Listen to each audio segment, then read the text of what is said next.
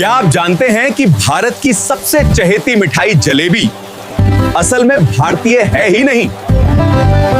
इसका सफर 500 साल पहले फारस यानी आज के ईरान से शुरू हुआ था, जहां इसे जुल्बिया कहते थे। 10वीं सदी की अरबी किताबों में इसका नाम जलाबिया मिलता है। स्वाद वही, बस अंदाज पुराना था।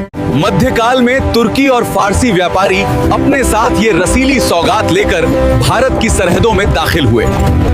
भारत में इसका पहला जिक्र 15वीं सदी के जैन ग्रंथ प्रियमकरण कल्प कथा में एक अमीर व्यापारी की दावत में मिलता है। फारस की जुल्बिया शहद और गुलाब जल से बनती थी, पर भारत आकर इसमें देसी घी और केसर का रंग चढ़ गया। 17वीं सदी की संस्कृत पुस्तक भोजन कुतूहला गवाह है कि कैसे ये डिश हमारे रसोई का अटूट हिस्सा बन गई। बुराई पर अच्छाई की जीत हो या त्योहार की खुशी, दशहरा पर जलेबी खाना एक भारतीय परंपरा बन गई। बनारस की दही जलेबी हो या इंदौर का विशाल जलेबा, इसने हर शहर के मिजाज को अपना लिया। आज भले ही कागजों पर कोई नाम न हो, पर दिलों में जलेबी ही भारत की राष्ट्रीय मिठाई है।